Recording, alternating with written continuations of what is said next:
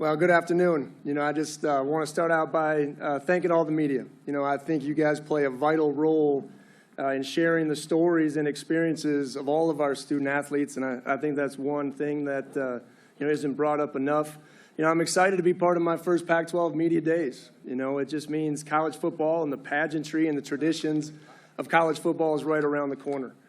I'm humbled and honored to represent Washington State University, an amazing land-grant research institution, and I'm honored to represent Washington State in our football program. It's a place that fits me and my family so very well, and when I say represent Washington State football program, I have an opportunity to represent our coaches, their families, our administration, our strength coaches, nutritionalists, equipment people, cooks and chefs, and amazing faculty and alumni, and our special fans. Everyone really has a valued place in our program, and I just really appreciate all those people. I'm thankful for the belief in President Schultz, Chancellor Chilton, our athletic director, Pat Chun, all amazing leaders in their industry, and their belief in me and our program and what we can build in the future here at Washington State. Our journey for 2022 really started January 9th, and we started as a team really building what we're calling the new Wazoo. And I know while I'm looked at as the model of consistency in the face of our program, I had an opportunity to bring 22 new staff members into our program. Men and women that are amazing mentors for our players, and they're all servant leaders to what our players need. We began building a team, and a team that's going to be forged through adversity and accountability, a team that's going to really believe in the process, and each and every one of our players, are driven daily by wanting to be their best on and off the field. I'm joined by two amazing representatives of our football program. We call them the Palouse products. The first one is Ron Stone Jr. He's an edge rusher from San Jose, California. RJ was a first-team all-conference performer last year in the Pac-12, and since day one, RJ has been with me on the defensive side of the football and has been really a change agent in one of the best defensive turnarounds in the country last season. I'm excited for that group's continued development under our new defensive coordinator, Brian Ward. The second one is Cameron Ward. Cam comes to us from West Columbia, Texas. He's a transfer quarterback from UIW, and I want to be on the record in saying I'm a believer in Cam Ward. Cam has come in and earned the trust of this football team through repetitive action and hard work, and he's put in the hard work behind the scenes, and I'm excited about what he's going to do with the weapons that we have in offense and under the direction of one of the best offensive coordinators, I believe, in the country, and Eric Morris. Our specialists aren't here with us today, but we got two special ones in a first-teamer in Dean Janikowski last year, as well as a freshman All-American in Nick Haber, and we continue to be excited about their development and using those guys as weapons. But the bottom line in our program, character is an action word. Okay, the two men that represent our place today, they fully embrace that and embody that. All right, and they understand the impact that they make on our team, but more importantly, they understand the impact that they make on their university and our community. And they really understand and embody what it is to be a Coug. Lastly, I just think we stand on the doorstep of new challenges. But I'm really excited about the future of the Pac-12 and the Pac-12 football. I think we have the right leadership in place, and George and our commissioner and his leadership team, because they're solution-based. I believe everybody, wants progress, but nobody wants change.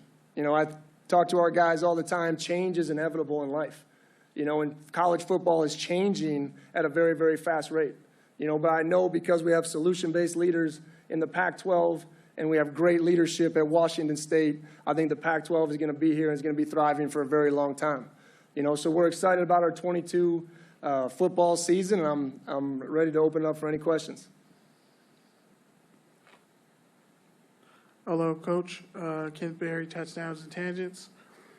In regards to Cam, high school, we came from a wing T system. He sets all those records, at Incarnate. What finally sold him on coming to Washington State? I think the biggest thing is consistency.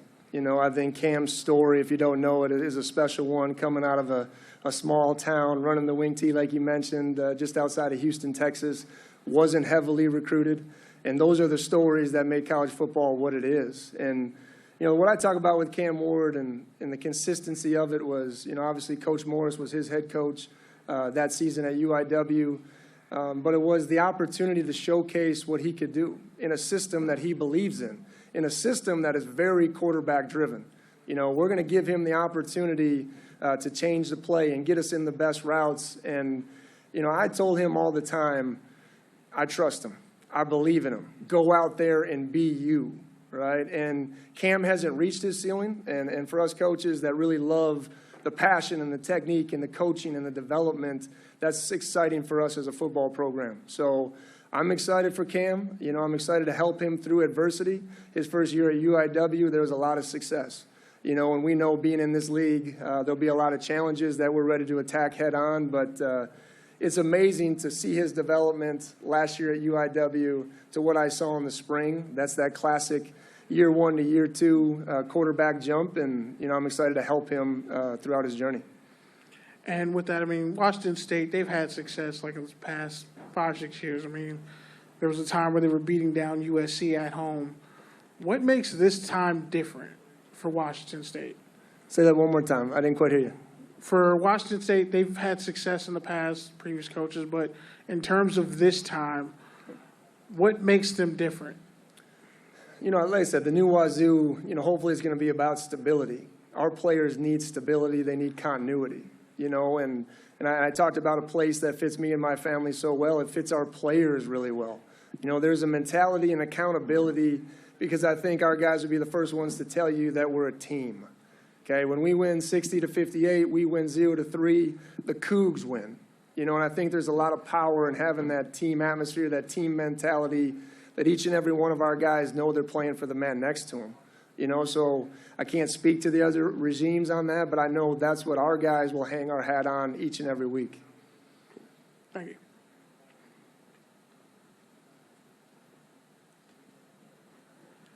Hey, Coach. Shahan J. Raja, CBSSport.com. You know, when you decided to hire Eric Morris, what kind of made you connected and realize that he was interested in potentially leaving a head coaching job to become an offensive coordinator? Well, and the biggest decision at first was, you know, we had to make a change. You know, I think there was one of those things where just my vision of offense is multiplicity, and you need a tight end to do that. I think in college football, you need to play with the pace. You know, I looked at it more from my defensive lens. You know, what gives us problems, and, you know, you create your list of, you know, what that looks like. I know the air raid-ish offense has been very successful at Washington State, but the seller to me was his energy and passion. Okay, and he understands Pullman. You know, he was on Coach Leach's staff in 2012, and it's important for me that him and his family are comfortable there and want to be there and see this thing all the way through. But I'm a firm believer he is one of the best young offensive minds in college football. I think we have him right here on the Palouse, and we're very fortunate. And I put him through a very extensive process on the front end, and you know, we're excited about what he does, because it isn't just this is what we do, Coach. He came in, he saw our pieces, and he's going to fit the strengths of our guys each and every week. And I think that is the sign of a really good coach. You know, you kind of mentioned approaching it as a defensive coordinator. Some defensive coordinators almost want to pack it in on offense and don't want to be dynamic. You know, for you, obviously, you coached alongside Nick Rolovich. Now you're bringing another high-powered offensive mind. What's kind of your experience with that? What kind of made you want to drive towards a dynamic offense? Yeah, well, if you look through my history, you know, through the Coach Bowl eras and the Wyomings and the North Dakota States, like it was downhill power football. You know, I just think that you can still create elements of power and toughness and physicality, which we will have at Washington State. But you got to take advantage of the new college rules, right? And you got to be RPOing. You got to have the ability to play at any tempo, and you got to be, you know, have the ability to keep the defense off balance. You know, so that'll be a process as we go throughout our new journey. But that's the vision that I've always had of offensive football, and that doesn't mean you can't be tough. You know, the Coug grade will be tough.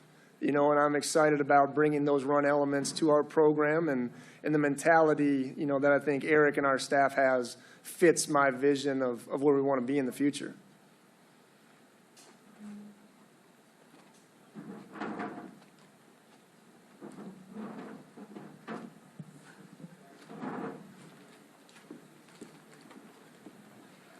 Hey, Coach. Mike Varell from the Seattle Times. I'm curious, you obviously come from a small school background as a player and as a coach. With the way that college football seems to be moving with potential super conferences and haves and have-nots, do you feel like it's moving in a direction that's good for the game and is good for the players? Or what's your perception on that based off of your perspective coming from smaller schools in those environments? I think I have a little bit of a unique perspective. I mean, I have an opportunity to coach, to your point, at every level, and I was a Division III football player and got an opportunity to make the climb. And, I tell our guys, I used to sell raffle tickets to get into fall camp, so I give them that perspective too, just so we could eat, right? So, college football is changing, right? And there's a lot of parameters that we need to continue to keep in place to preserve what we all love about the traditions and the rivalries of college football, but it's always going to be with the student athlete centered to it.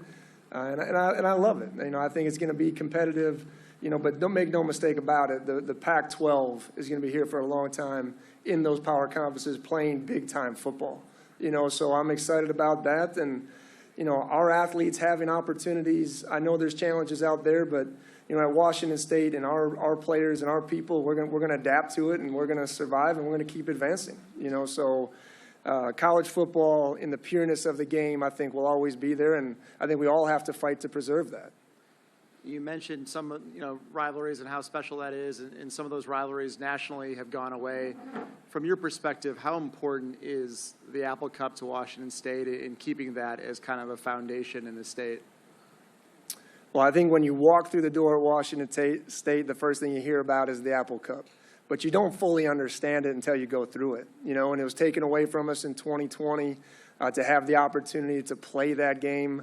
Just walking to the stadium, you understand it, and then obviously having the opportunity to bring the Apple Cup back into our building, the alumni, the faculty, and everyone involved with Washington State, the calls, the texts, the emails, there's just such passion in it. I know our people's food tastes better when we win that game, okay? That's how much the Apple Cup means to us. And, being in Washington, houses are divided. So it's fun. You're either Coug or you're with that other team on the other side of the state. But those rivalries are what make college football so special, in my opinion. Thank you.